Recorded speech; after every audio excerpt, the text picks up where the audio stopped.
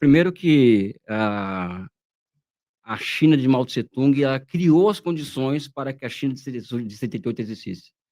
Para os chineses não existe o Mao Tse-tung era uma coisa e o Deng Xiaoping era outra. Né? Então, como não tenho tempo de... Eu ficaria até amanhã falando sobre isso aqui, mas essa de separação ela só existe na cabeça dos ocidentais. Até que a foto do Mao Tse-tung está na Praça da Paz Celestial até hoje ali, a figura mais consagrada da história chinesa. E a China ela passou por um processo de mudança estrutural na sua economia muito grande durante a época Mao Tse-tung. Né? Ou seja, Era todos os feudal, né? dados sociais da China, Feudalismo. de 49 a 78, melhoraram significativamente, até 78, né? Significativamente. Todos. A China teve mais de 2.000 crises de fome. Essa foi a última que ele está colocando aqui. Causado, na minha opinião, por políticas econômicas equivocadas, até porque eu acho que o socialismo ele é uma forma histórica, uma experiência de poder que tende muito mais ao erro do que ao acerto, porque é uma coisa nova. Uma coisa nova, ou seja, o capitalismo tem 600 anos para pegar o capitalismo comercial, o socialismo tem 100 anos de idade só. Né? Mas o fato é que os chineses não fazem essa separação. Com relação ao modelo econômico chinês, primeiro que não existe modelo, não acho que é uma palavra muito feia, modelo. A dinâmica da acumulação chinesa. O modelo dá uma ideia de estática e a China é dinâmica. A China, que é os Estados Unidos, é dinâmica. A China não é um país capitalista, é um Estado socialista. Por quê? Porque na Concordo. China o capital não determina o poder político, como no Brasil, nos Estados Unidos. Né? Estados Unidos é uma plutocracia de medos de bilionários como naquele país. Na China não tem isso. Tem bilionários, milionários, mas eles não É mandam no como eu Estado. disse, bilionário Né? lá não manda em O nada. núcleo da economia chinesa são 96 grandes conglomerados empresariais estatais e 144 bancos públicos. O setor privado que existe na China é cada vez mais não público, né? Porque a participação do Estado no setor privado chinês está aumentando significativamente. Lá na China, os efeitos de encadeamento na economia são gerados pelo setor público, não privado. Né? E os direitos sociais, aqui é o seguinte, tudo que no Brasil fala que não funciona, aliás, tudo que falaram que tinha que fazer, privatizar, flexibilizar a jornada de trabalho, abrir contas de capitais, falar que a China fez uma abertura econômica chega a ser um absurdo. Sabe por quê? Porque, primeiro, na China a taxa de câmbio é 6 por 1. Isso já é uma coisa que inibe importação predatória e que incentiva a exportação. A China, o capital estrangeiro entrou lá, isso é a partir de 78, regulado. Vai ter que vir para cá, mas produzir, não vai chegar aqui, comprar empresa e fugir, não. Vai entrar aqui, vai ter que se fazer joint venture com empresa chinesa, e foi disciplinado na China o capital estrangeiro. E aqui no Brasil, no Brasil não tem poupança, não tem que vir de fora para fazer, sabe? A China foi disciplinado. O capital estrangeiro vai ter que transferir tecnologia lá na China.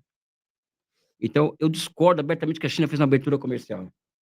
Fez uma abertura altamente controlada. A taxa de câmbio é 6 para 1. Não é? Direitos sociais.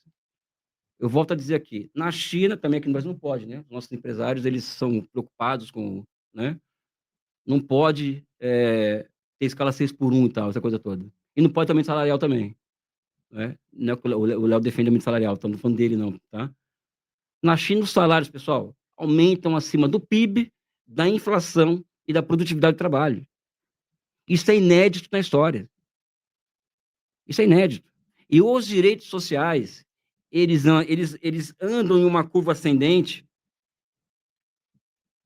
enquanto que no Ocidente está fazendo isso aqui. Ó. Tanto é que o Ocidente vive uma crise de representação, as Verdade, democracias Alberto. liberais estão em crise, né? São plutocracias, né?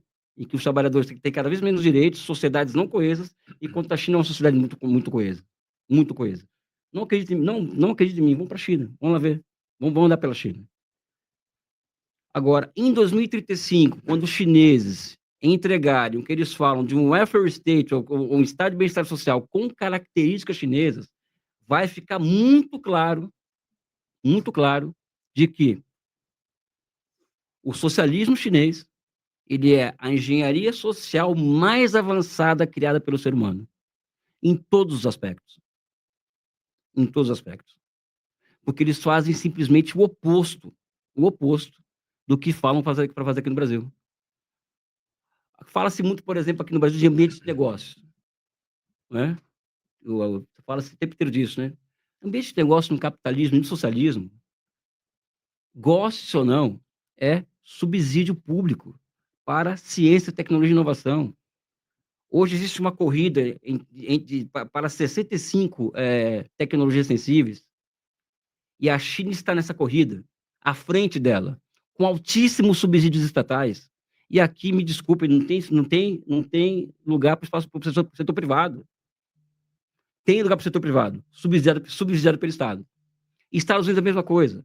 Inflation Reduction Act é o quê? É uma tentativa de jogar para frente a fronteira do conhecimento, né, com o Estado subsidiando loucamente as empresas privadas. O capitalismo não é uma brincadeira, pessoal. O empresário privado, o empreendedor... Não, pessoal. O capitalismo é monopólio. Não é concorrência. É monopólio. E a China está chegando lá, nessas 65 cadeias sensíveis, com altíssimo subsídio. Coreia do Sul, mesma coisa. Japão, mesma coisa. Estados Unidos, mesma coisa. E, por fim, aqui, somente um dado, pessoal, que me incomoda muito quando se fala da era Mao Tse-tung, né? O mal era feio, o que vem depois né? A China, em 49, tinha uma expectativa de vida de 35 anos de idade. Hoje ela passou a democracia americana. Expectativa de vida. 1/3 dos homens chineses eram viciados em ópio. 90% analfabetos. Que ano isso? 49, com a Revolução.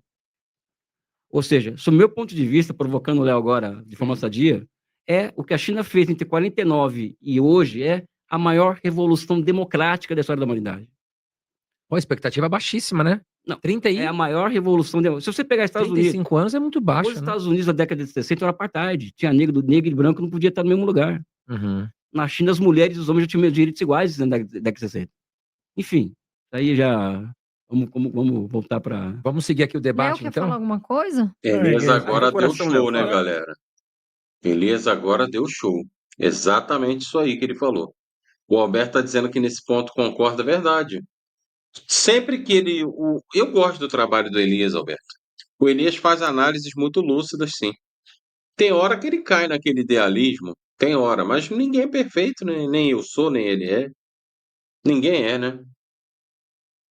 Tem horas que a gente cai num idealismozinho mesmo, mas é normal. Mas aqui ele deu show. Não tenho o que acrescentar, não. Concordo plenamente, mas vamos continuar aqui. Não, é que morreu 45 milhões nessa época, né? Só faltou falar isso, né? Morreram 45 milhões de pessoas. Então, Que época, Léo? Léo, você sabia que esse dado sabe que não é verificável isso, né? Porque era uma ditadura, né? É difícil você verificar quando é uma ditadura, né? Ué, então como é que você Você fala sabe? isso na década de 40, Léo? Não, Quando você Mao sabe Tse-tung como- assumiu, grande fome. Grande fome. Então, para você, a China é uma ditadura. Com certeza, com certeza. A medida é muito simples.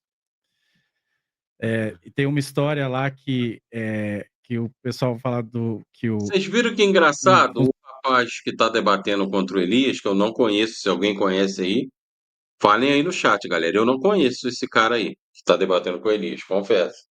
Mas tu viu que engraçado o que ele fez? Ele falou, não, o Elias só esqueceu de dizer que morreram 45 milhões de pessoas de fome. Aí o Elias falou, mas você sabe que isso não é verificável, né? Falou. Aí o cara, não, mas que... Ou seja, se não é algo verificável, como é que ele sabe o número exato? Assim, não, morreram 45 milhões de pessoas de fome. Engraçado, né? Estranho pra caramba, mas enfim.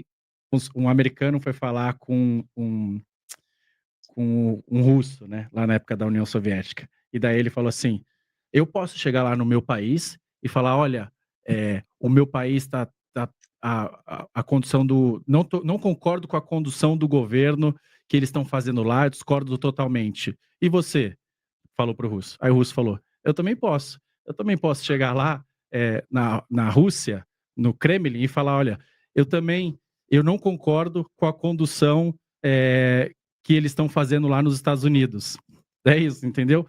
Na Rússia, você não pode, não podia naquela época, e não pode até hoje, criticar o governo.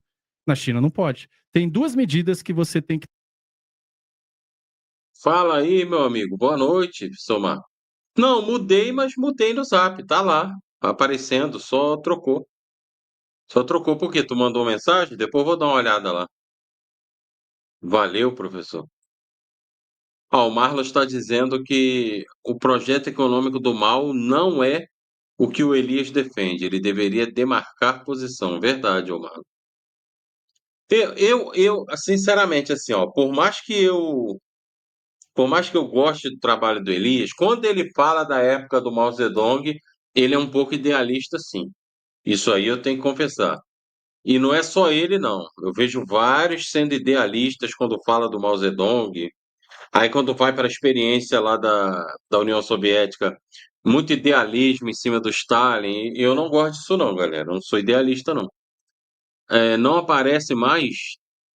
Ah, beleza. Depois eu vou dar uma olhada depois da live, professor. Valeu, tamo junto. Dá uma olhada o que que é. É que eu troquei realmente de número, mas coloquei lá. Vamos Se lá. você quer saber se um país é um lugar bom ou não para se viver. A primeira é: eu posso tomar água da torneira sem ter medo de morrer, ficar doente? Essa é a primeira medida. Na França você pode, nos Estados Unidos você pode, no Brasil não pode muito. Na China eu imagino que possa, tá? Eu não conheço, aí você vai me dizer. E a segunda medida é: eu posso falar mal em praça pública do presidente sem ter medo de ser preso? Na China você não pode. Bom, vamos seguir aqui pro debate, Carol. Então, voltamos pro Elias, né? Elias fazer a sua pergunta. Já fizeram duas Mas perguntas, o aqui, Elias já fez gente, pro Léo. assim, eu O Léo já não fez. é querendo defender nem nada, tá? É trazendo um dado concreto, uma realidade concreta. Eu também já tive esse tipo de pensamento aí, mas o que que acontece? A cultura do povo